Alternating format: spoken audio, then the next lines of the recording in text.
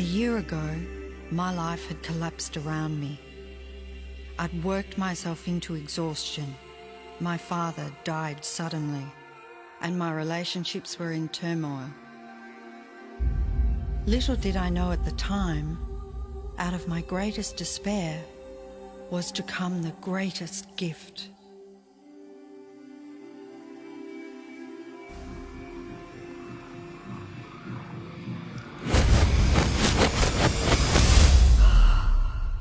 I'd been given a glimpse of a great secret.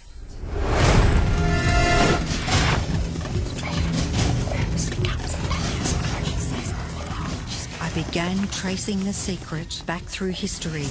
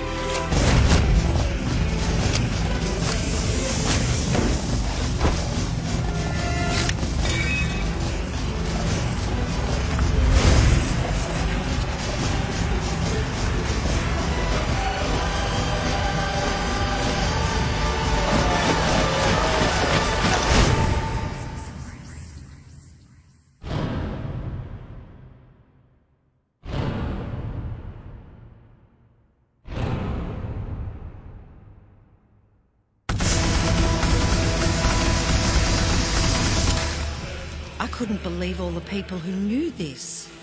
They were the greatest people in history.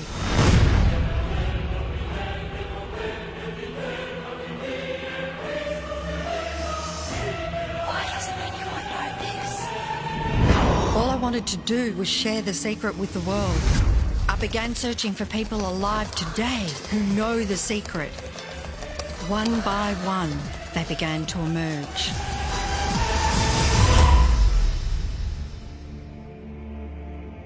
You know, this secret gives you everything you want. Happiness, health, and wealth. You can have, do, or be anything you want. We can have whatever it is that we choose. I don't care how big it is. What kind of a house do you want to live in? Do you want to be a millionaire? What kind of a business do you want to have? Do you want more success? What do you really want? I've seen many miracles take place in people's lives. Financial miracles, miracles of physical healing, mental healing, healing in relationships. All of this happened because of knowing how to apply the secret. This is the great secret of life.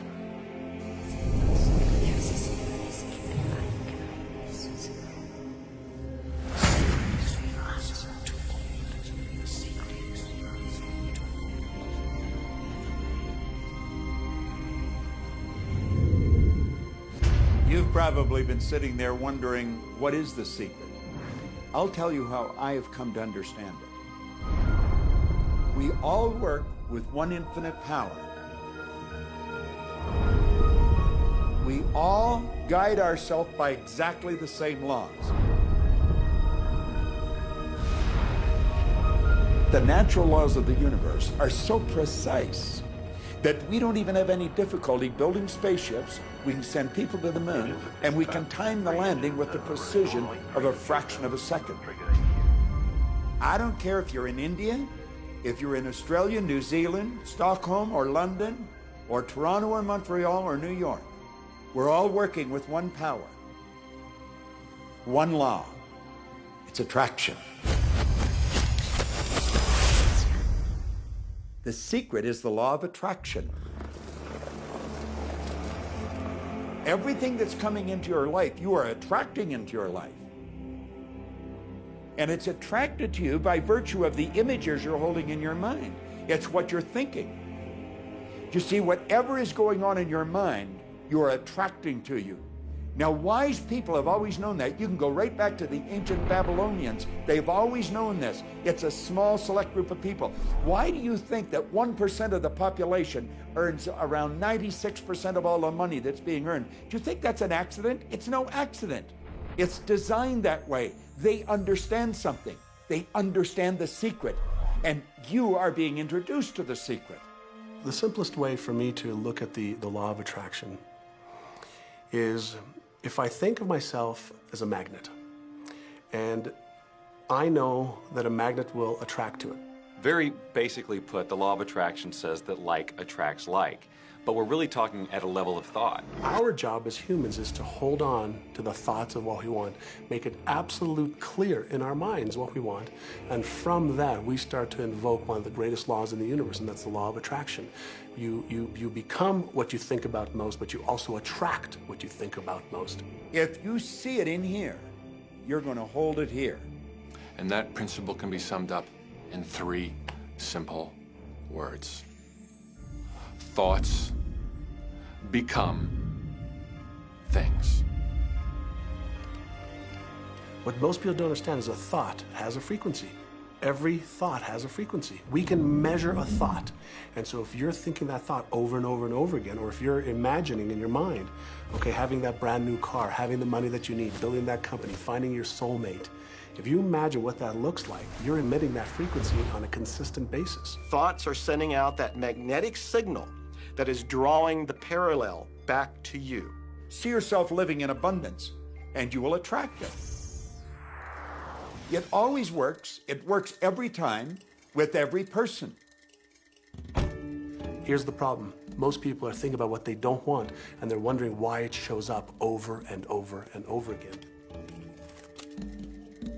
The law of attraction doesn't care whether you perceive something to be good or bad, or whether you don't want it or whether you do want it. It's responding to your thoughts. So if you're sitting there looking at a mountain of debt, feeling terrible about it, that's the signal you're putting out into the universe. Wow, I feel really bad because of all this debt I've got. You're just affirming it to yourself. You feel it on every level of your being. That's what you're going to get more of.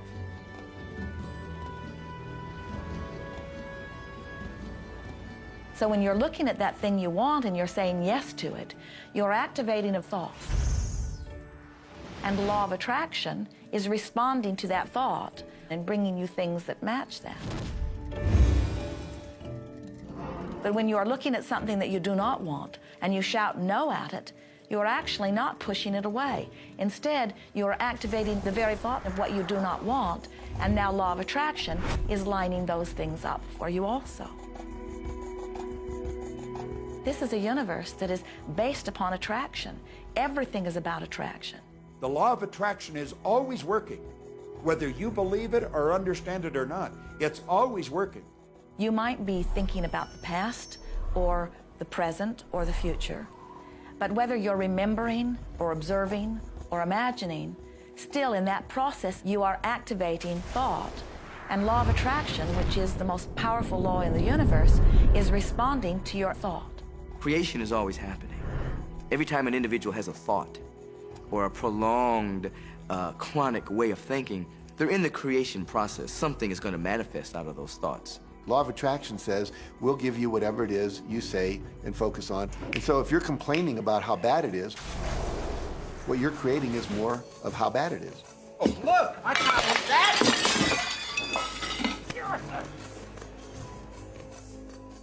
I had a student named Robert. Robert was a gay man, and he was taking an online course I have, part of which entails email access to me. And he outlined all of the grim realities of his life. In his job, all the people ganged up on him. And it was constantly stressful because of how nasty they were with him. When he walked down the street, he said every block he was accosted by homophobic people who wanted to abuse him in some way. He was wanting to become a stand-up comedian. And when he went out and did a stand-up comedy job, everybody heckled him about being gay. And his whole life was one of a lot of unhappiness and misery, and it all focused around this idea of being attacked because he was gay. I began to teach him that he was focusing on what he did not want. I directed him back to his email that he sent me and said, read it again. Look at all the things you do not want that you're telling me about. And I can tell you're very passionate about this. When you focus on something with a lot of passion, it makes it happen even faster. And then he really started taking this thing about focusing on what you want to heart. And he began really trying it. What happened within the next 6 to 8 weeks was absolutely a miracle. He said that all the people in his office that had been harassing him either transferred to another department, quit working at the company, or started totally leaving him alone, and he began to love his job. He noticed that when he was walking down the street that nobody came up to him and harassed him anymore. They just weren't there. I'm a very, very gay man. When he went and did his stand-up comedy routines, he started getting standing ovations and nobody was heckling him. His whole life changed because he changed from focusing on what he did not want, what he was afraid of, what he wanted to avoid, to focusing on what he did want. So we may be very positive in our outlook and orientation, and we tend to attract positive people and positive events and circumstances. We may be very negative in our orientation or very angry, in which case we tend to attract negative, angry people and negative, angry circumstances. And so you end up attracting to you the predominant thoughts that you're holding in your awareness, whether those thoughts are conscious or whether they're unconscious. That's the rub. If you look very carefully when it comes to the secret and the power of our mind and the power of our intention in our daily lives, it's all around us. All we got to do is open our eyes and look. You see law of attraction evidenced in your society when you see that the one who speaks most of illness has it, when you see that the one who speaks most of prosperity has it. Law of attraction is evident everywhere around you if you are understanding what it is. It has to do with you being a magnet, attracting thought, attracting people, attracting events, attracting lifestyle. Indeed, everything that you bring into your experience, you bring because of this powerful law of attraction. I mean, I'm not talking to you from the point of view of just wishful thinking or imaginary craziness. I'm talking to you from a deeper, basic understanding. Quantum physics really begins to point to this discovery. It says that you can't have a universe without mind entering into it, that the mind is actually shaping the very thing that is being perceived. Now, if you don't understand it, doesn't mean you should reject it. You don't understand electricity, probably. First of all, no one even knows what electricity is, and yet you enjoy the benefits of it. Do you know how it works? I don't know how it works, but I do know this, that you can cook a man's dinner with electricity, and you can also cook the man. People oftentimes, when they begin to understand the great secret, become frightened of all of these negative thoughts that they have. Two things they need to be aware of. One, it has been proven now scientifically that an affirmative thought is hundreds of times more powerful than a negative thought. So that eliminates a degree of worry right there. You live in a reality where there is this buffer of time, and truly that serves you. You're really not wanting to be in an environment where your thoughts manifest immediately.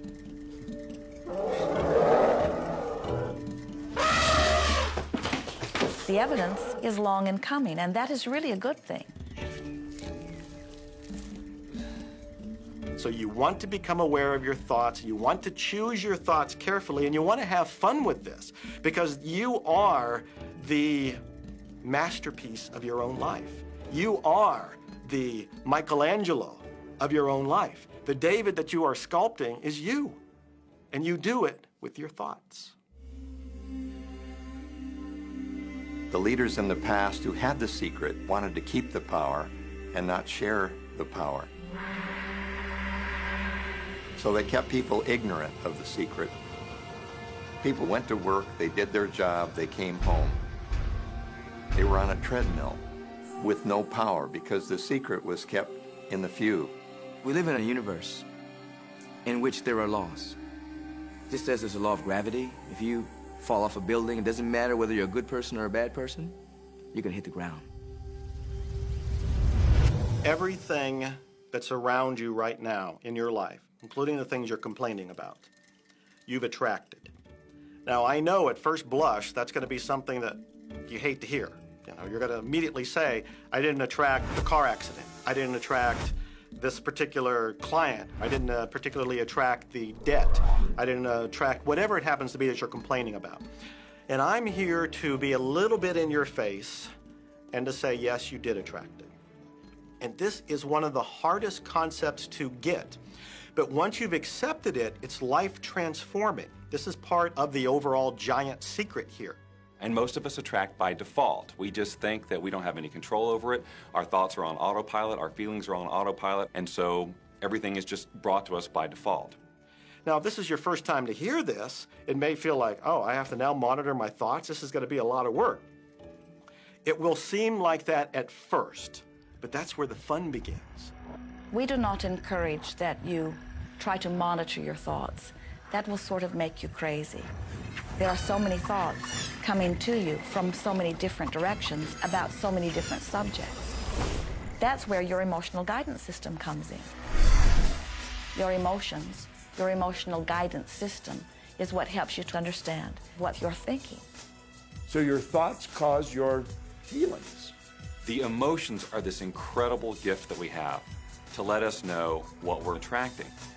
There are only two emotions from our perspective. One feels good and one feels bad. You call them all sorts of different things, but essentially, all of those negative emotions, whether you call it guilt or anger or frustration, all feel much the same.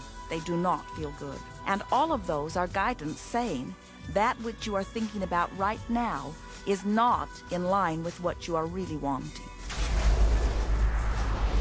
On another level, it's called bad frequency or bad vibes or whatever you want to call it.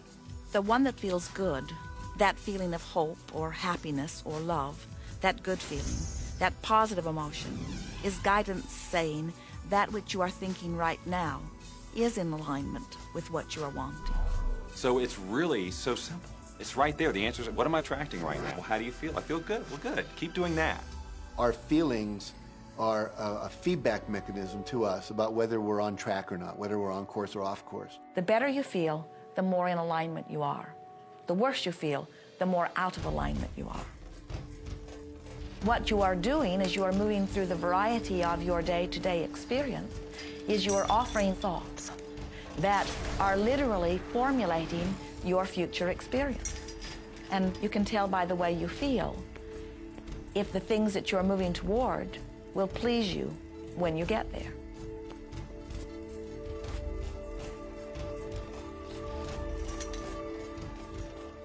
Whatever it is you are feeling is a perfect reflection of what is in the process of becoming.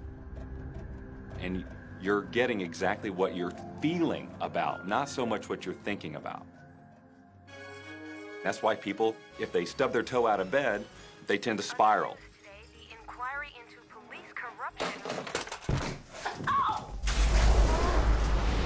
The whole day goes like that, you know. They have no clue that a simple shifting of their emotions can change their entire day and life. If you start out having a good day and you're in that particular happy feeling, as long as you don't allow something to change your mood, you're going to continue to attract, by the law of attraction, more situations, circumstances, people that sustain that happy feeling. Good days, bad days, rich get richer, poor get poorer. It's all about what these people are predominantly and continually feeling. You can begin right now to feel healthy. You can begin to feel prosperous. You can begin to feel the love that's surrounding you, even if it's not there. And what will happen is the universe will correspond to the nature of your song. The universe will correspond to the nature of that inner feeling and manifest, because that's the way you feel.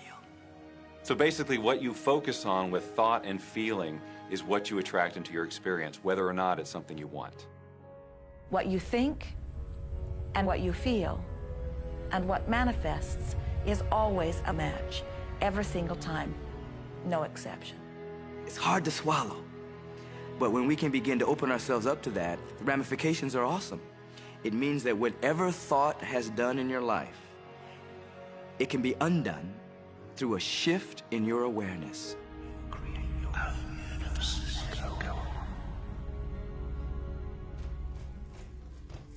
It's really important that you feel good, because this feeling good is what goes out as a signal into the universe and starts to attract more of itself to you. So the more you can feel good, the more you will attract the things that help you feel good in order to keep bringing you up higher and higher. When you're feeling down, do you know that you can change it like that? Put on a beautiful piece of music. Start singing. That'll change your emotion. Or think of something beautiful. Think of a baby. Maybe one you love. And dwell on it. Really keep that thought in your mind. Block everything out but that thought. I guarantee you'll start to feel good. This principle applies to your family pet, for instance, which I believe are wonderful because they put you in a great emotional state. When you feel love for your pet, that's a great state of love. It's going to bring goodness into your life. What a gift that is. And when you begin to get the hang of this, when you begin to guide your thoughts based upon the way they feel, and you begin to notice the correlation between what you're feeling and thinking and what's coming back to you, before you know it, you will know that you are the creator of your own reality. And those who are watching from a distance will stand in amazement at the perfect life you live. Since I learned the secret and started applying it to my life has truly become magical. I think the kind of life that everybody dreams of, and I live on a day-to-day basis. I live in a $4.5 million mansion. I have a wife to die for. I get to vacation in all the fabulous spots of the world. I've climbed mountains, I've explored, I've been on safaris. And all of this happened and continues to happen because of knowing how to apply the secret. Life can be absolutely phenomenal, and it should be, and it will be, when you start using the secret.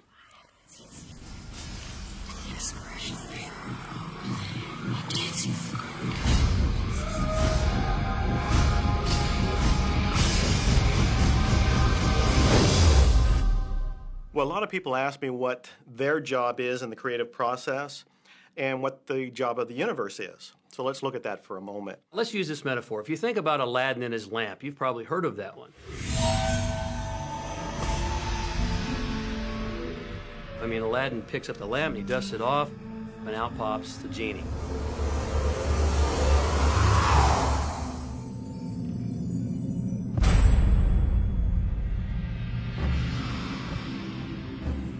And the genie always says one thing.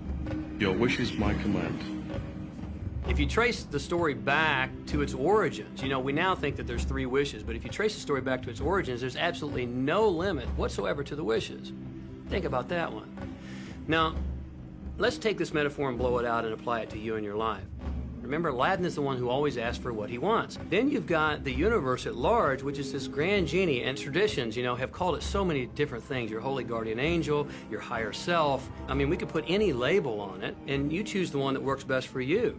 But every tradition has told us there's something bigger than us. And a genie always says one thing. Your wish is my command. So we like to say to you that the creative process is a 3-step process. Step 1 is you must ask for what you want.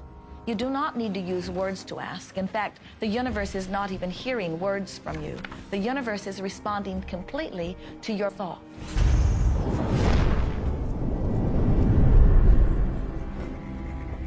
What do you really want? Sit down and write it out on a piece of paper.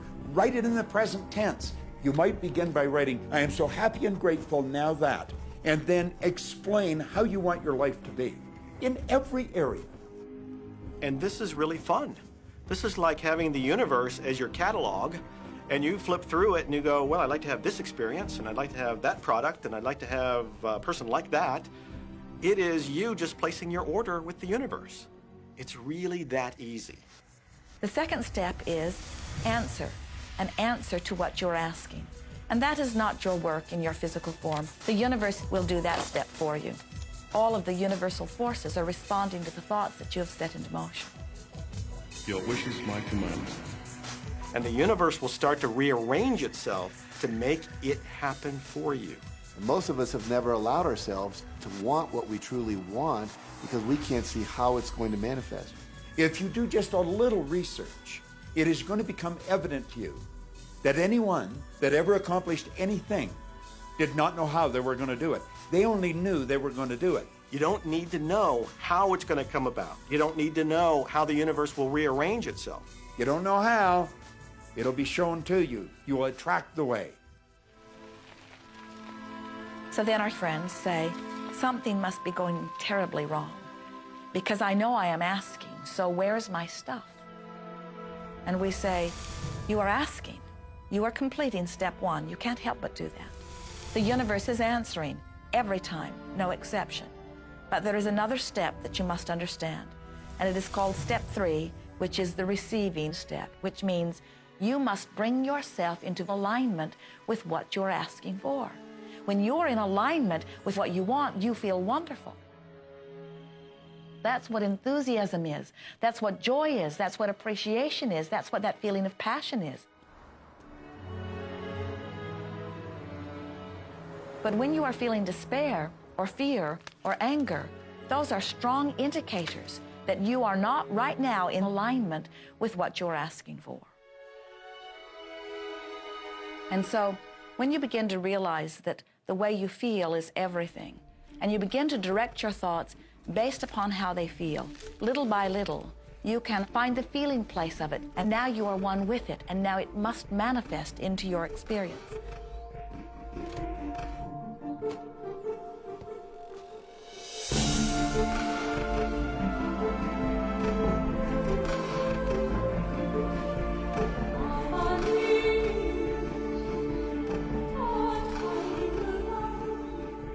And when you turn that fantasy into a fact, you're in the position to build bigger and better fantasies. And that, my friend, is the creative process. So the law of attraction, the study and practice of the law of attraction is just figuring out what will help you generate the feelings of having it now. Go test drive that car. Go shop for that home. Get in the house. Do whatever you have to do to generate the feelings of having it now and remember them. Whatever you can do to do that will help you to literally attract it.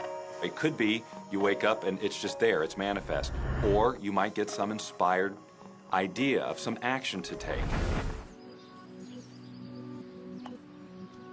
You certainly shouldn't be going, well, I could do it this way, but man, I would hate that, because you're not on the right track if that's the case. Action will sometimes be required, but if you're really doing it in line with what the universe is trying to deliver, it's going to feel joyous, you're going to feel so alive, time will just stop, you could do it all day. The universe likes speed. Don't delay, don't second guess, don't doubt. When the opportunity's there, when the impulse is there, when the intuitive nudge from within is there, act. That's your job. And that's all you have to do. You will attract everything that you require. If it's money you need, you'll attract it. If it's people you need, you'll attract it. If it's a certain book you need, you'll attract it. You've got to pay attention to what you're attracted to. Because as you hold images of what you want, you're going to be attracted to things and they're going to be attracted to you. But it literally moves into physical reality with and through you. And it does that by law. You can start with nothing.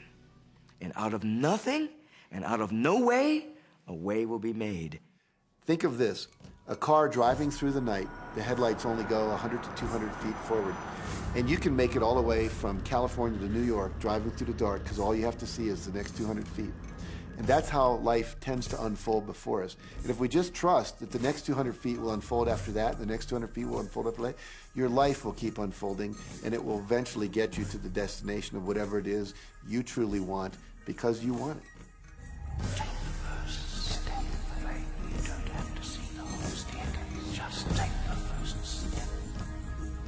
Well, another thing people wonder about is how long is this going to take? How long will it take to manifest the car, the relationship, the money, whatever it happens to be? Well, I don't have any rule book that says it's going to take you 30 minutes or 3 days or 30 days. I think it's more a matter of you being in alignment with the universe itself. Size it's nothing to the universe. It is no more difficult to attract on a scientific level something that we consider huge to something that we consider infinitesimally small. The universe does everything it does with zero effort. Grass doesn't strain to grow. It's effortless. It's just this great design. It's all about what's going on up here. It's about what we put in place, saying this is big, it's going to take some time. This is small, oh, I'll give it an hour. You know, those are our rules that we define. There are no rules according to the universe. You provide the feelings of having it now, it will respond. Some people have an easier time with little things, and so we sometimes say, well, start with something small, like a cup of coffee. Make it your intention to attract a cup of coffee today. Hold an image of talking to an old friend that you haven't seen for a long time. Somehow or another, somebody's going to start talking to you about that person. That person's going to phone you, or you'll get a letter from them. People are amazed how that I line up car parks, and I've done this right from when I first understood The Secret. I would visualize a car space exactly where I wanted, and 95% of the time it would be there for me, and I'd just pull straight in. 5% of the time I'd have to wait just a minute or two, and the person would pull out and I'd pull in. So I do that all the time.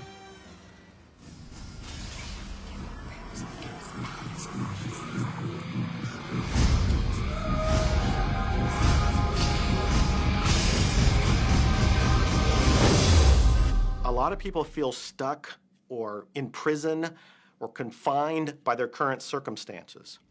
And I'm trying to point out that whatever your circumstances right now, that is only your current reality. And current reality will begin to change as a result of watching this and beginning to use The Secret. But sometimes it feels like you're stuck because you continue to think the same thoughts over and over again. And so you tend to get the same results over and over again. And the reason is because most people offer the majority of their thought in response to what they are observing. You see, if you're just looking at what is, then you're just thinking about what is. And when you think about what is, law of attraction gives you more of it. And then if you just observe what is, then you're just thinking about what is. And law of attraction gives you more of what is. And then if you just observe, well, we've been over this, haven't we? You have to find a way that you are approaching what is through a different vantage point. Most people look at their current state of affairs and they say, this is who I am. That's not who you are. That's who you were. You see, if you look at your current state of affairs right now, let's say, for instance, that you don't have a lot of money in your bank account, or you don't have the relationship that you want, or your health and fitness isn't up to par. That's not who you are. That's the residual outcome of your past thoughts and actions. So we're constantly living in this residual, if you will, of the thoughts and the actions we've taken in the past. When you look at your current state of affairs and define yourself by that, then you doom yourself to have nothing more than the same in the future. All that we are is the result of what we have thought. Okay, what can you do right now to begin to turn your life around? I'll tell you 2 or 3 things. Start making a list of things to be grateful for. Start with that, because this shifts your energy. It starts to shift your thinking. Where before this exercise, you might be focusing on what you don't have, and you might be focusing on your complaints, and you might be focusing on whatever the problems are. When you do this exercise, you start to go in a different direction. You start to be grateful for all the things that you feel good about. Gratitude is absolutely the way to bring more into your life. Every man knows that when his wife's appreciating him for the little things he does, what does he want to do? He wants to do more. It's always about appreciation. It pulls things in. It attracts support. I've said for many years that whatever we think about and thank about, we bring about. Because that's that feeling that you have to have, you know. And so for me, it's been such a powerful exercise every morning to get up and say thank you. Every morning when my feet hit the floor, thank you. And then I start running through what I'm grateful for as I'm going to brush my teeth and do the things I do in the morning.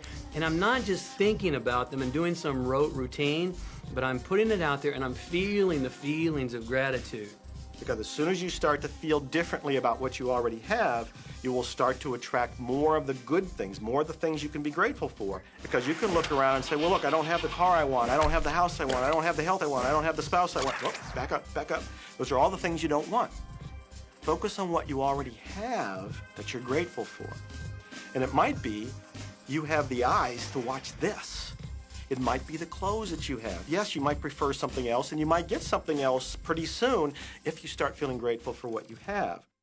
I think everybody goes through times when they say, oh man, things aren't working right, or things are going bad, and there were some things going on in my family, and I found a rock. I was just sitting here holding this rock. You might see me carrying around. I found a rock. I stuck it in my pocket, and I said, you know what? Every time I touch this rock, I'm going to think of something that I'm grateful for. And so every morning when I get up in the morning, I pick it up off the dresser, I put it in my pocket, and I go through the things that I'm grateful for. At night, what do? You empty your pocket, and there it is again. And I've had some different experiences with that. I've had some amazing experiences. I had a guy from South Africa, and he saw me drop it. He said, what is that? Well, what's that? I explained it to him, so he started calling it a gratitude rock. Gratitude rock. 2 weeks later, I got an email from him from South Africa. And he said, my son is dying from a rare disease. It's a type of hepatitis. He said, would you send me 3 gratitude rocks? Now, they're just rocks I found off the street, you know? So I said, sure. I had to make sure that the rocks were very special. And so I went out to the stream, looked, picked out the right rocks, and sent them off to him. 4 or 5 months later, I get an email from him. He said, my son's better. He's doing terrific. And he said, but you need to know something. He says, we've sold over 1,000 rocks at $10 a piece as gratitude rocks, and we've raised all this money for charity. Thank you very much. And so it's very important to be in an attitude of gratitude, as I call it. Another thing that I would suggest that you do right now to turn your life around, and this is so huge that I can't find the words to describe just how powerful this can be for you.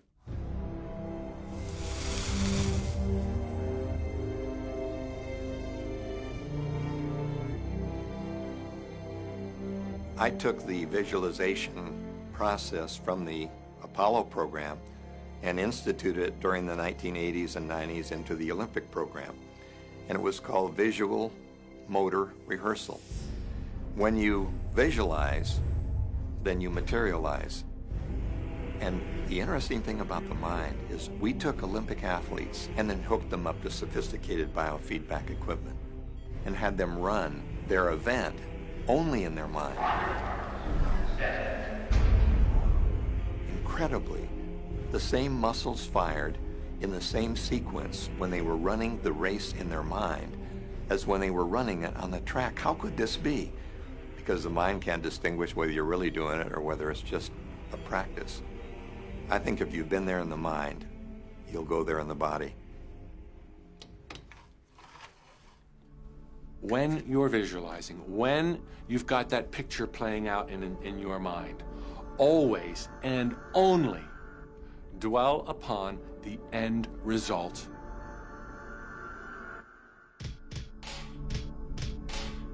Here's an example. Look at the back of your hands right now.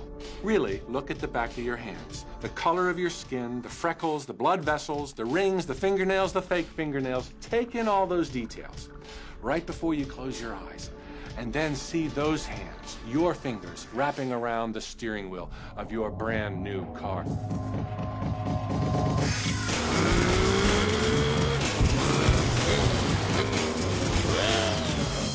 This is such a holographic experience, so real in this moment, that you don't even feel like you need the car because it feels like you already have it. It's the feeling that really creates the attraction, not just the picture or the thought. And I think for a lot of people, they think, well, if I think positive thoughts, or if I visualize having what I want, that'll be enough. But if you're doing that and still not feeling abundant or feeling, loving and joyful, then it doesn't, from my mind, really create the power of the attraction. This is where the secret actually moves into action. You put yourself in the feeling place of really being in that car, not, oh, I wish I could get that car, or someday I'll have that car, because that's a very definite feeling associated with that. It's not in the now, it's not, it's in the future. If you stay in that feeling, it will always be in the future. Feel the joy, feel the happiness, no matter how silly it seems in that dark and quiet room, and you're going, woohoo! Do it! A lot of people will say, come on, do I have to do that? How bad do you want change?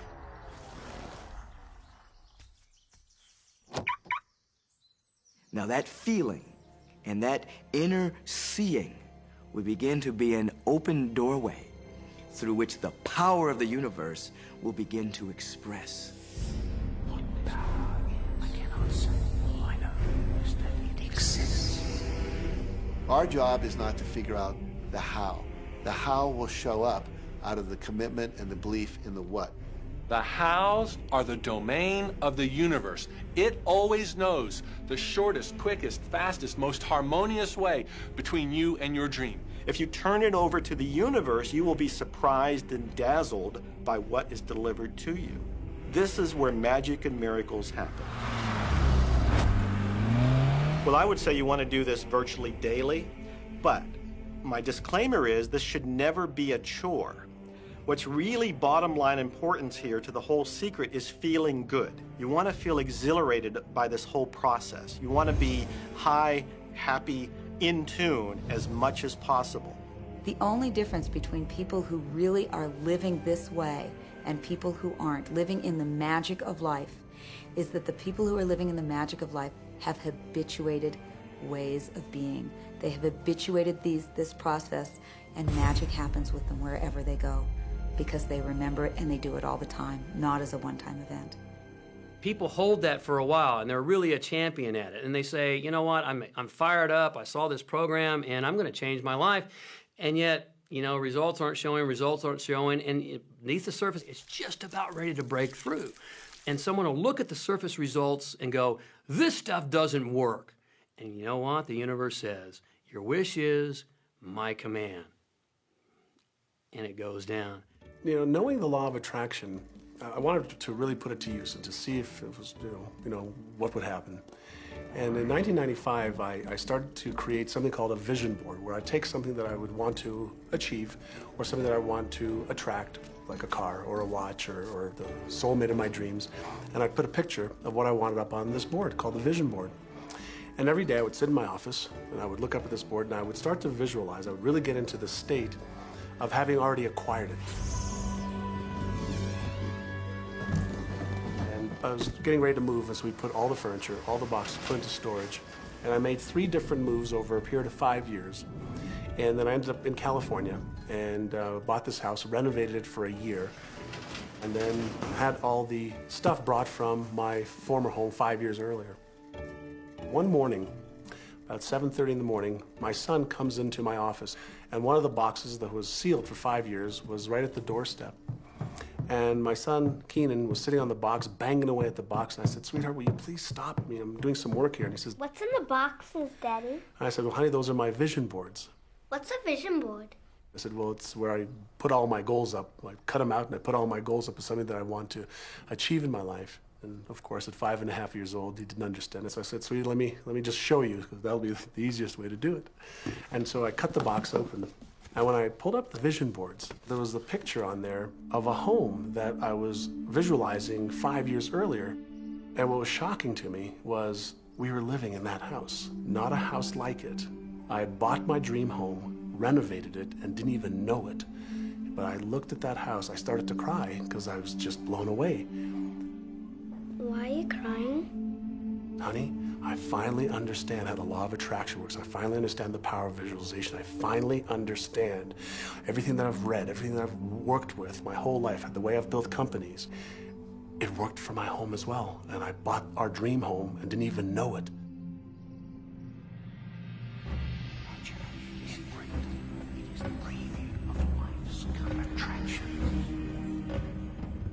Decide what you want.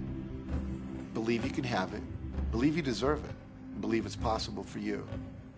And then close your eyes every day for several minutes and visualize having what you already want and feeling the feelings of already having it. Come out of that and focus on what you're grateful for already. And really enjoy it, okay? And then go into your day and release it to the universe and trust that the universe will figure out how to manifest it.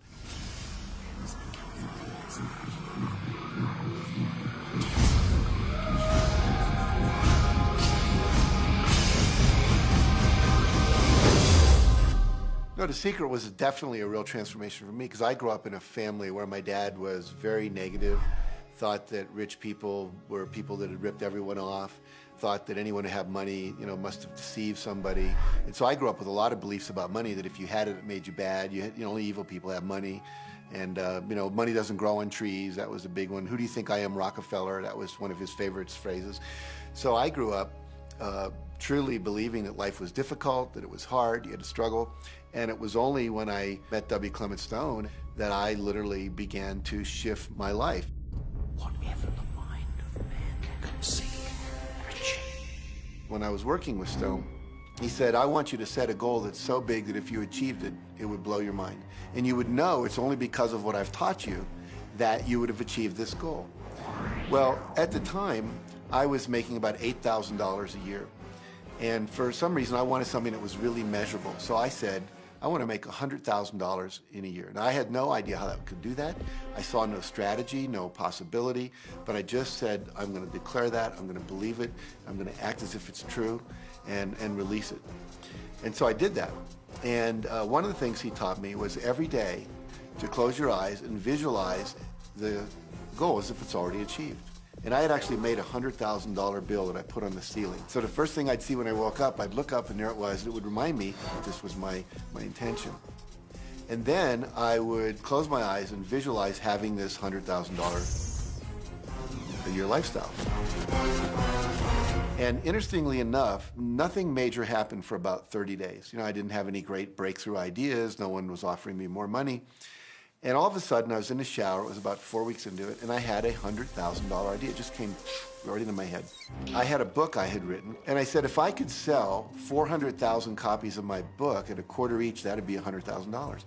Now, the book was there, but I never had this thought. And one of the secrets, I think, is that when you have inspired thought, you have to trust it, and you have to act on it. Now, I didn't know how to do that. I didn't know how I was going to sell 400,000 copies. We'd never done that. And then I saw the National Enquirer at the supermarket. I had seen that millions of times, and it was just background. And all of a sudden, it jumped out of me as foreground, and I thought, wow, if readers knew about my book, certainly 400,000 people would go out and buy it. And about 6 weeks later, I gave a talk at Hunter College in New York to 600 teachers, and this lady comes up at the end and she says, that was a great talk. I'd like to interview you. Let me give you my card. And I said, who do you write for? I'm a freelancer, but I sell most of my stuff to the National Enquirer. And I had this little theme from the Twilight Zone went off in my head. Na, na, na, na, na, na. You're like, whoa, this stuff's really working. So that article came out, and our book sales started to take off. But the point I want to make is that I was attracting into my life all these different events, including this person. And to make a long story short, I did not make $100,000 that year. We made $92,327. But do you think we were like depressed and going, this doesn't work? No, we were going, whoa, this is amazing. And so my wife said to me, wow, if it works for 100,000, you think it'd work for $1 million? And I said, I don't know. I think so. Let's try it. My publisher actually wrote me a check as a royalty check for our first Chicken Soup for the Soul book. And he actually put a smiley face in his signature because it was the first $1 million check he'd ever written. And so I know from my own experience, because I wanted to test it, does this secret really work? And we put it to the test. It absolutely worked. And now I live my life from that every single day. Well, I can just imagine what a lot of people that are watching this are thinking. And that is, how can I attract more money into my life? How can I get more of the green stuff? How can I get more wealth and prosperity? How can I, when I love my job, deal with the credit card debt that I have? And the realization that maybe there's a ceiling on the money that can come in because it's coming to me through my job. How can I bring in more? Intend it. This goes back to one of the things we've been talking about throughout the whole secret. Your job is to declare what you would like to have from the catalog of the universe. Well, if cash is one of them, say how much you would like to have. I would like to have $25,000 unexpected income within the next 30 days. or whatever it happens to be. It should be believable for you. Most people have a goal of getting out of debt. That'll keep you in debt forever. Whatever you're thinking about, you will attract. You'll say, but it's get out of debt. I don't care if it's get out or get in. If you're thinking debt, you're attracting debt. Set up an automatic debt repayment program and then start to focus on prosperity. So many times people say to me, well, I'd like to double my income in the next year. But then you look at their actions and they're not doing the things that are going to make that happen. And they'll turn right around and go, well, I can't afford that. Okay, guess what? Your wish is my command. As you are fussing about not having enough money, as you are talking to your friend about not having enough money, as you are feeling unhappy about not having enough money, you're actually activating within yourself or continuing the activation of a thought that is very different from the desire that you have launched. What it just comes down to is you just can't want more money and focus upon not enough. When I first understood the secret, I was getting bills. Every day I'd get a bunch of bills in the mail. And I thought, how do I turn this around? The law of attraction states that what you focus on, you will get. So I got a bank statement. I whited out the total and I put a new total in there. I put exactly how much I wanted to see in the bank. So I thought, what if I just visualize checks coming in the mail? So I just visualize a bunch of checks coming in the mail. Within just 1 month, things started to change. And it is amazing. Today, I just get checks in the mail. I get a few bills, but I get more checks than bills. I grew up on you have to work hard for money, you have to work hard for money. And so I replaced that with money comes easily and frequently. Now, in the beginning, it feels like a lie, right? There was a part of your brain that will say, oh, you liar, it's hard. So you have to know it's this little tennis match that will go on for a while. When it comes to creating wealth, wealth is a mindset. It's all about how you think. I'd say 80% of my coaching that I do one-on-one with folks is about their psychology and the way they think. And I know when people are listening, they say, oh, well, you can do it, I can't. Every person has the capability to change the way they're in a relationship and conversation with money. I find so many people who maybe make a tremendous amount of money, but their relationships stink. That's a technical term, by the way. And that's not wealth. It really isn't. You can go after the money and you might get rich, but it doesn't guarantee you'll be wealthy. I'm not suggesting that money isn't a part of wealth. It absolutely is. But it's only a part. And then I meet a lot of people who are quote-unquote spiritual, but they're sick and broke all the time. That's not wealth either. Life is meant to be abundant in all areas. Many people in Western culture are striving for success. They want to have the home, they want their business to work, they want all of these things. But what I found in my research is that having those things certainly doesn't guarantee what we really want, which is happiness. And that's when all those outer things come. They don't come from going after them first to get happiness. It's backwards. You go for the sense of inner joy, of inner peace, of inner vision first, and then all the other things from the outside appear.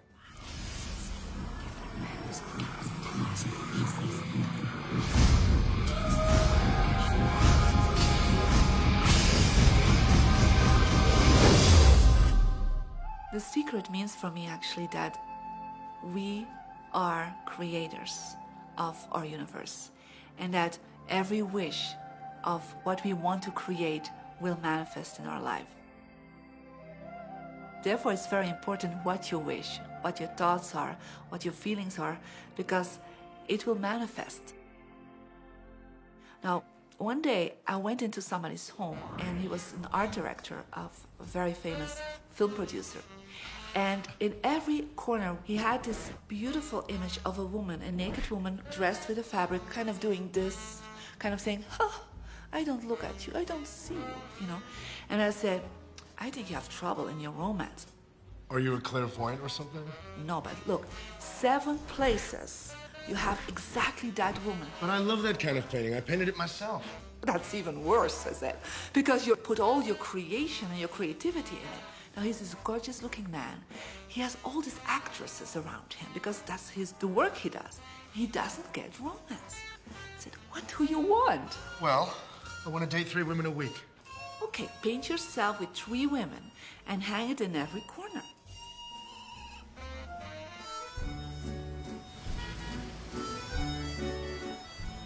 6 months later, I see him in Europe and said, how is your love life? Great. They just call me. They all want to date me. Because that's your wish. Now I have like 3 dates a week. They're fighting over me. Good on you. But I really want to stabilize a little bit. I want marriage, and I want romance. Well, paint it, okay? So he painted a beautiful romantic relationship. And a year later, he got married and is very happy. Because he put another wish out. But he wished it in himself for years, but it did not happen. Because his wish could not manifest because the outer level of himself, his house, was just contradicting himself all the time. So if you know this knowledge, you should start playing with it. Inside relationships, it's important to first understand who's coming into the relationship. And I don't mean about your partner, I mean about you. How can you ever expect anyone else to enjoy your company if you don't enjoy your own company? And so, again, the law of attraction, or the secret, is about bringing that into your life, and you've got to get really, really clear. Here's the question I would ask you to consider. Do you treat yourself the way that you want other people to treat you? You become the solution for you. Don't now you owe me and you need to give me more. Instead, give more to yourself. Take time off to give to yourself, in a sense, to fill yourself up to fullness, to where now you can overflow in giving. I got into many relationships expecting my partner to show me my beauty. I needed to see him showing me my beauty because I didn't feel beautiful. Because when I was growing up, my sheroes were Charlie's Angels, or the Bionic Woman, Wonder Woman. And though they were wonderful women, none of them looked like me. It wasn't until I stopped and I fell in love with Lisa, full lips, round hips, mocha skin, afro, that the rest of the world began to fall in love with Lisa. There's something so magnificent about you. I have been studying me for 44 years. I want to kiss myself because you're going to get to love yourself. I'm not talking about conceit. I'm talking about a healthy respect for yourself. And as you love yourself, you'll love others. Sometimes people will say, those people at work are so negative, or the man I live with is so angry, or my children are so worrisome to me. And we say, you must orient yourself to the best part of those people who surround you. We encourage that you get a notebook and that you make a list of the positive aspects of the people that you spend a lot of time with.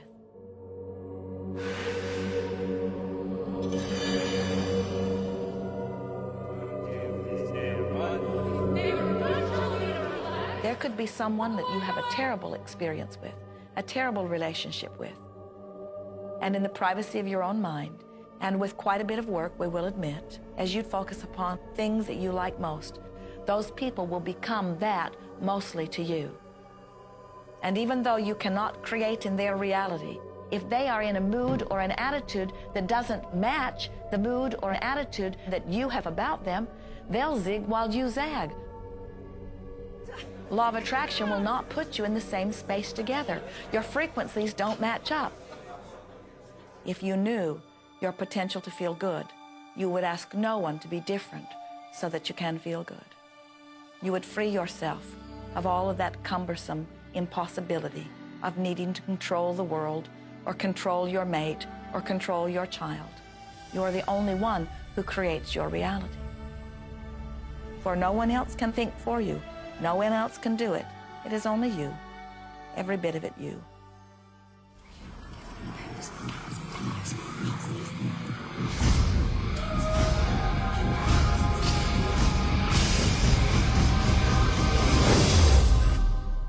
It's important to recognize that our body is really the product of our thoughts.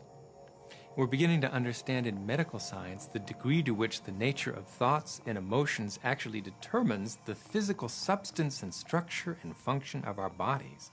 We've known in the healing arts of a placebo effect. A placebo is something that supposedly has no impact and no effect on the body, like a sugar pill or something. You tell the patient that this is just as effective. And what happens is the placebo has the same effect, if not greater effect, than sometimes the medication is supposed to be designed for that effect. So they found out that the human mind is the biggest factor in the healing arts. more so than sometimes the medication. If somebody is in a situation where they're sick and they have an alternative to try to explore what is in their mind creating it versus using medicine, if it's an acute situation that could really bring death to them, then obviously the medicine is a wise thing to do while they explore what the mind is about. So you don't want to negate medicine. Every form of healing has a place. There is only a stream of well-being that flows, you know. It is a stream of pure positive energy. And the universe, all that we know, is abundant with only that. This is a world that is based upon well-being, and well-being dramatically abounds. And when you are allowing that stream to flow in its fullness, you feel very, very good. And when you are pinching it off a bit, you feel not so good. There is only a stream of goodness or well-being which you are allowing or not. And your magnificent emotions are telling you what the mix is, how you're doing in your allowing or your resisting of this connection. You know people who have had terminal disease. Stop and think of the word dis-ease. Hyphenate the word. That's a body that's not at ease. We've got 1,000 different diagnoses and disease out there. They're just the weak link. They're all the result of one thing, stress. And you put enough stress on the chain, you put enough stress on the system, and one of the links breaks. Our physiology creates disease to give us feedback, to let us know we have an imbalanced perspective and we're not loving and we're not grateful. So the body's signs and symptoms are not something terrible. The question that's frequently asked is when a person has manifested a disease in their body temple or some kind of discomfort in their life, through the power of right thinking, can it be turned around? And the answer is absolutely yes. On November 23rd, I was diagnosed with breast cancer. I truly believed in my heart, with my strong faith, that I was already healed. During the day, all day long, I would just say, thank you for my healing. On and on and on I went, thank you for my healing. I believed in my heart I was healed. I saw myself as if cancer was never in my body. One of the things I did to heal myself was to watch very funny movies. That's all we would do, is just laugh, laugh, laugh. We couldn't afford to put any stress in my life because we knew stress was one of the worst things you can do while you're trying to heal yourself. From the time I was diagnosed, which was November 23rd, to the time I was healed totally was approximately 3 months. And that's without radiation and chemotherapy. Well, we come with a basic program. It's called self-healing. You get a wound, it grows back together. You get a bacterial infection, the immune system comes and takes care of those bacteria and heals it up. The immune system is made to heal itself. Dis-ease cannot live in a body that's in a healthy emotional state. Your body is casting off millions of cells every second, and it's creating millions of new cells. In fact, literally, parts of our body are replaced every day. Other parts take a few months, other parts a couple of years. But within a few years, we have a brand new physical body. If you have a disease and you're focusing on it and you're talking to people about it, you're going to create more diseased cells. See yourself living in a perfectly healthy body. Let the doctor look after the disease. Can you feel the difference between having painful arthritis in your hips and feeling fearful about it? Or having painful arthritis in your hips and feeling hopeful about it? The difference between fearful and hopeful is the difference between recovery or not. Happier thoughts lead to essentially a happier biochemistry, a happier, healthier body. Negative thoughts, stress have been shown to seriously degrade the body and the functioning of the brain, because it's our thoughts and emotions that are continuously reassembling, reorganizing, recreating our body. Remove physiological stress from the body, and the body does what it was designed to do. It heals itself. I've seen kidneys regenerated. I've seen cancer dissolved. I've seen eyesight improve and come back. I always say that incurable means curable from within. You can change your life. and you can heal yourself.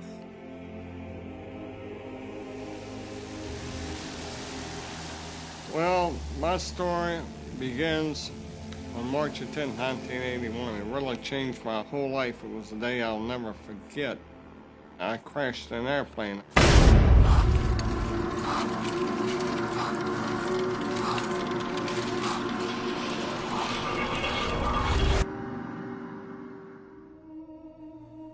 I ended up in the hospital completely paralyzed. My spinal cord was crushed. I broke the first and second cervical vertebrae.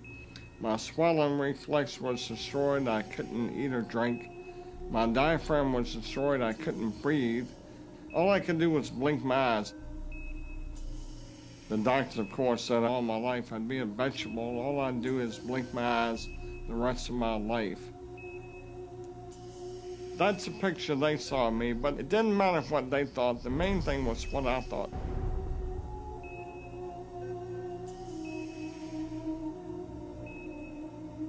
I picture myself being a normal person again, walking out of that hospital. The only thing I had to work with in the hospital was my mind. As long as you have your mind, you can put things back together again. I was hooked to a respirator, and they said I'd never breathe on my own again because my diaphragm was destroyed. But this little voice kept saying to me, breathe deep, breathe deep.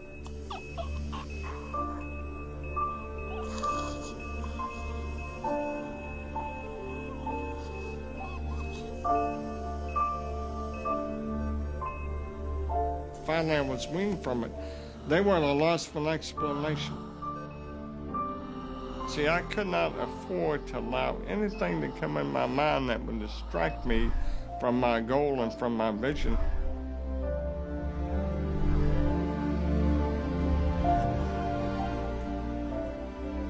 Well, I set a goal to walk out of the hospital on Christmas. That was my goal.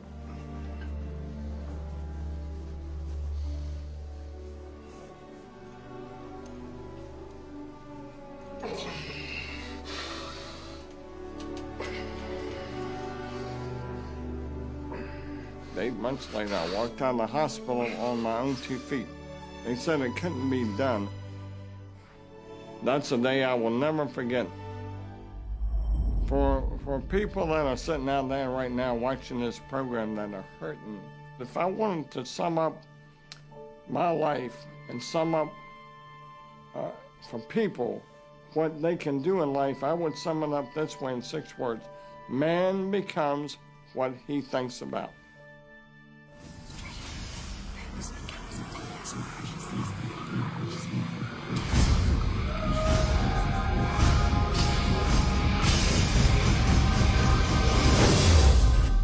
We notice that there are so many people who are living life in a very conditional way. They look out and they see things that are wonderful and they say, yes, we want more of those. We would vote for that. We would support that with our time and energy and money. But then they look out and they see things that they do not want, terrible things that they do not want to live and that they do not want to see others live. And they say, we've got to do something about getting rid of those things. But they don't realize that as they push against the unwanted, they add power to it.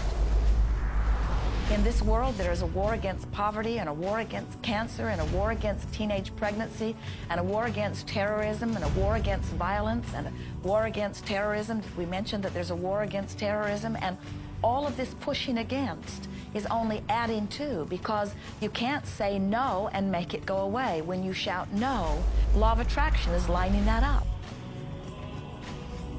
The reason that what you resist persists is because if you're resisting something, you're saying, no, I don't want this thing because it makes me feel this way, the way I'm feeling right now. So you're just putting out this really strong emotion of, wow, I really don't like this feeling, and it's there, and it just comes racing towards you. You know, the anti-war movement creates more war. The anti-drug movement has actually created more drugs because we're focusing on what we don't want, drugs. People will say, well, shouldn't I focus upon that? That is true. And we say, that is like saying, because someone gave their attention to something they did not want long enough that now it is manifested, I should do it too. And we say, we don't really understand that reasoning. Mother Teresa was brilliant. She said, I will never attend an anti-war rally. If you have a peace rally, invite me. You know, she knew. She understood the secret. I mean, look what she manifested in the world. So if you're anti-war, be pro-peace. If you're anti-hunger, be pro people having more than enough to eat. If you're anti a particular politician, be pro his opponent. Often elections are tipped in the favor of the person that people are really against because he's getting all the energy and all the focus. You want to focus on what you want, not what you don't want. It's okay to notice what you don't want because that gives you contrast to say, well, this is what I do want. But the fact is that the more you talk about what you don't want or talk about how bad it is, read about all of that all the time, and then say, oh, how terrible it is, well, you're creating more of that. You know, so many times people say to me, well, James, I have to be informed. Maybe you have to be informed, but you don't have to be inundated. Learn to become still and to take your attention away from what you don't want and all the emotional charge around it and place the attention on what you wish to experience. I always say when the voice and the vision on the inside become more profound and more clear and loud than the opinions on the outside, you've mastered your life. You are not here to try to get the world to be just as you want it to be. You are here to create the world around you that you choose, while you allow the world as others choose it to be, to exist also.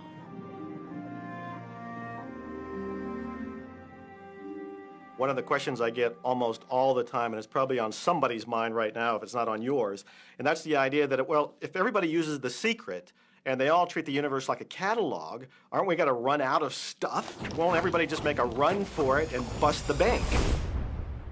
What's beautiful about the teaching of the Great Secret is that there's more than enough to go around for everyone. There is a lie that acts like a virus within the mind of humanity. And that lie is there's not enough good to go around. There's lack, and there's limitation, and there's just not enough. That lie has people living in fear, greed, stinginess, and those thoughts of fear, greed, stinginess, and lack become their experience. So the world has taken a nightmare pill. Now the truth is, there's more than enough good to go around. There's more than enough creative ideas. There's more than enough power. There's more than enough love. There's more than enough joy. All of this begins to come through a mind that is aware of its own infinite nature. Every great teacher who's ever walked the planet has told us that life was meant to be abundant.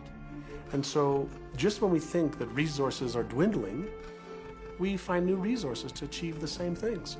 And so even though we say we have lack, it's because we don't open up our vision and see all of what's around us. You know, when everybody starts to live from their heart and go for what they want, they don't go for the same things. That's the beauty of this. We don't all want BMWs. We don't all want the same person.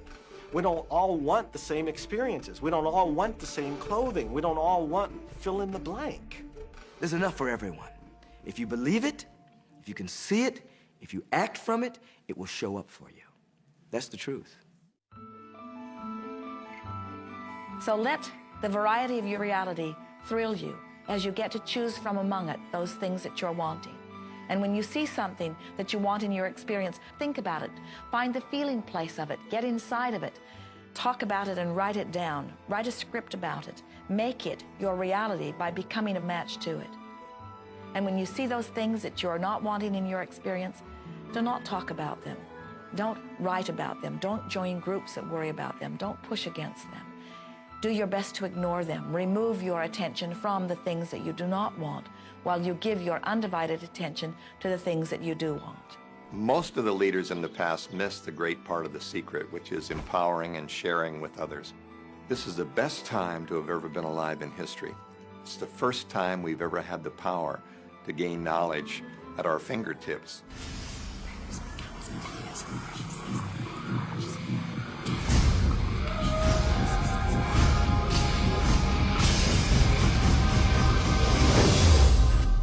When we look around us, even at our own bodies, what we see is the tip of the iceberg.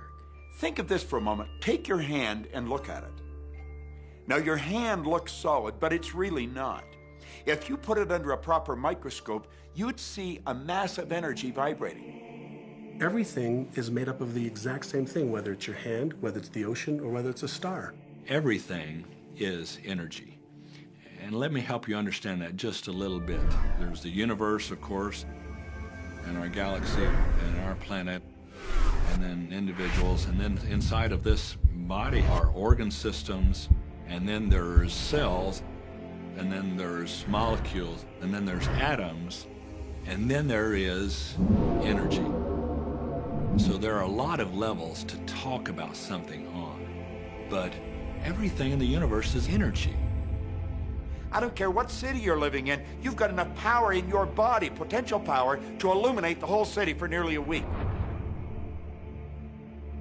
Most people define themselves by this finite body, but you're not a finite body. I mean, even under a microscope, you're an energy field.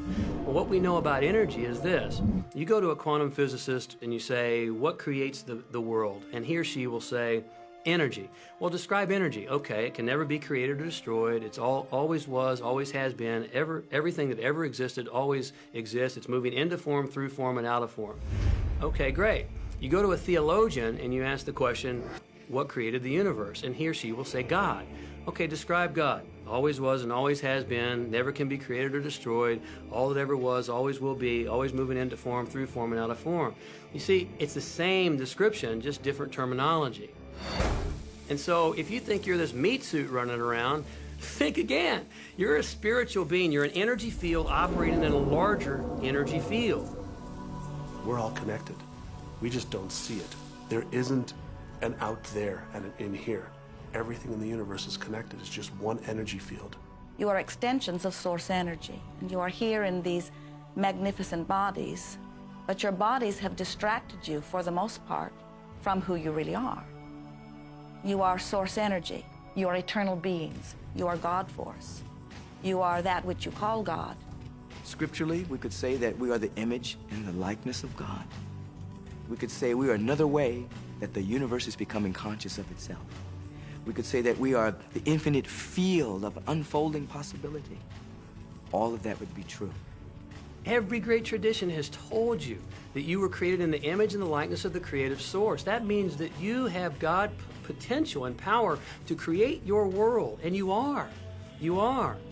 And maybe you've created things to this point that are wonderful and worthy of you, and maybe you haven't.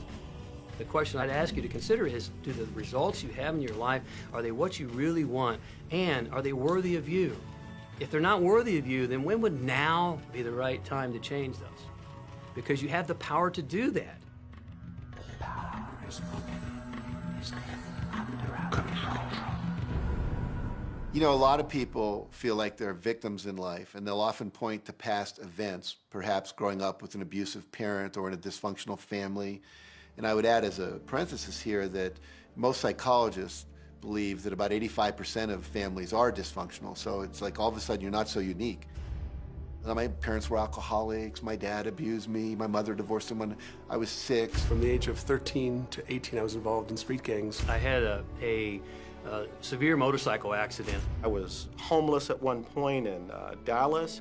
I lived in poverty for 15 years in Houston. When I was a child, I had learning difficulties, and I was considered learning disabled, and I was told I would never read, write, or communicate, never amount to anything, not go very far in life. I mean, that's almost everybody's story in some form or not. So that's just called so what. The real what is, what are you going to do now? What do you choose now? Because you can either keep focusing on that or you can focus on what you want. And when people start focusing on what they want, what they don't want falls away. And that part expands and the other part disappears. We are wanting you to come to the place where you're beginning to offer your thought deliberately, where you're guiding your thoughts on purpose, where you are the creator of your own experience because you are the manager of your own thoughts. The beautiful thing about the law of attraction is that you can begin where you are, and you can begin to think, real thinking, and you can begin to generate within yourself a feeling tone of harmony and happiness. The law will begin to respond to that. So now you start to have different beliefs, like there is more than enough in the universe, or you have the belief that everything goes right for me. Or you have the belief that I'm not getting older, I'm getting younger. We can create it the way we want it by using the law of attraction. And you can break yourself free from your hereditary patterns, cultural codes, social beliefs, and prove once and for all that the power within you is greater than the power that's in the world. Some of you may be thinking, well, that's very nice, but I can't do that, or she won't let me do that, or he'll never let me do that, or I haven't got enough money to do that, or I'm not strong enough to do that, or I'm not rich enough to do that, I'm not. Every single I'm not is a creation. Whether you can or you can't, you are right.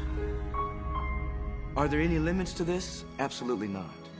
We are unlimited beings. We have no ceiling. The capabilities and the talents and the gifts and the power that is within every single individual on this planet is unlimited.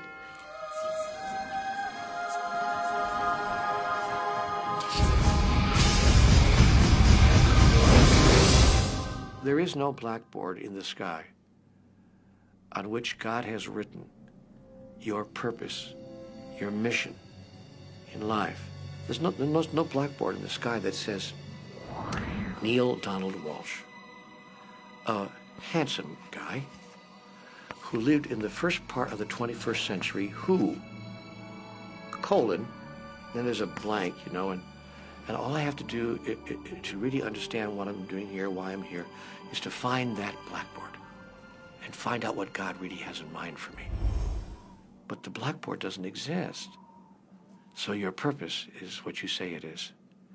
Your mission is the mission you give yourself. Your life will be what you create it as, and no one will stand in judgment of it now or ever. It took a lot of years for me to get this, because I grew up very much with this idea that, you know, there was something I was supposed to do, and if I wasn't doing it, I was like, God wouldn't be happy with me, you know? When I really got that my primary aim was to feel and experience joy, then I began to do only those things which brought me joy. We have a saying, you know, if it ain't fun, don't do it, you know? Joy, love, freedom, happiness, laughter. That's what it is. And if you've just experienced joy sitting there and meditating for an hour, by golly, do that. If you experience joy eating a salami sandwich, then do that. When I pet my cat, I'm in a state of joy. When I walk in nature, I'm in a state of joy. So I want to constantly put myself in that state. And when I do that, then all I have to do is have the intention of what I want, and what I want manifest. So inner happiness actually is the fuel of success. Anything that makes you feel good is always going to be drawing in more. You are listening to this right now. It's you that drew this into your life. It's your choice whether you want to take it and utilize it. If it feels good, if it doesn't feel good, then you know, let it go. Find something that feels good, that resonates with your heart.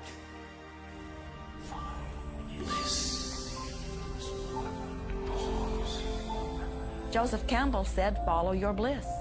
We think those are the best words we have ever heard spoken from a human tongue. And if one could follow one's bliss, you would follow the trail to abundance and well-being on all subjects. Enjoy life with us, because life is phenomenal.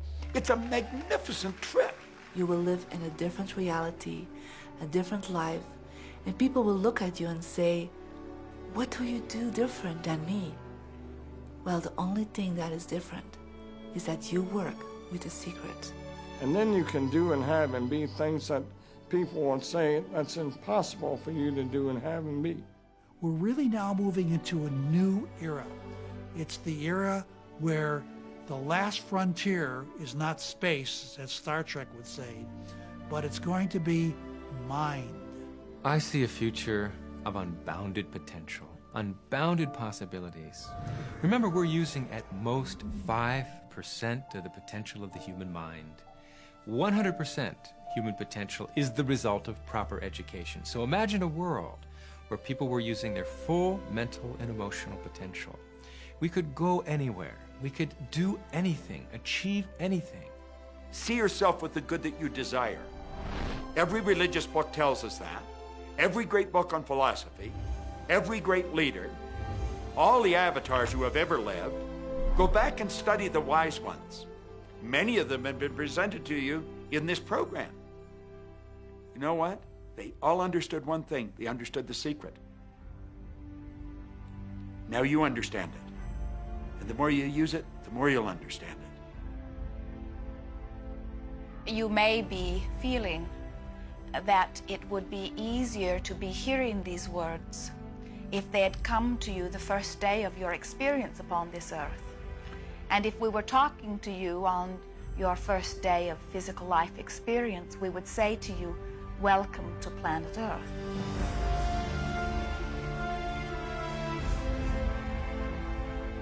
There is nothing that you cannot be or do or have. You are a magnificent creator, and you are here by your powerful and deliberate wanting to be here. Go forth, giving thought to what you are wanting, attracting life experience to help you decide what you want, and once you have decided, giving thought only unto that. Most of your time will be spent collecting data that will help you decide what it is you want. But your real work is to decide what you want and then to focus upon it. For it is through focusing upon what you want that you will attract it. That is the process of creating. I believe that you're great, that there's something magnificent about you. Regardless of what has happened to you in your life, regardless of how young or how old you think you might be, the moment you begin to think properly, there's something that is within you, there's power within you that's greater than the world, it will begin to emerge. It will take over your life. It will feed you. It will clothe you. It will guide you, protect you, direct you, sustain your very existence if you let it. Now that is what I know for sure.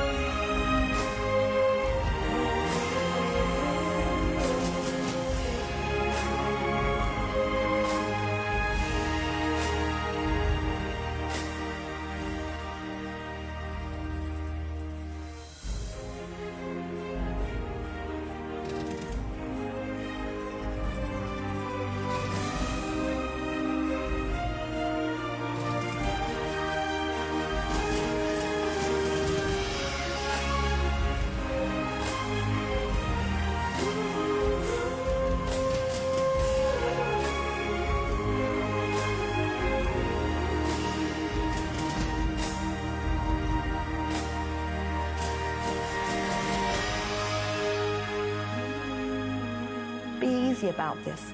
Have fun with it. There is nothing you are supposed to do, only that which you want to do.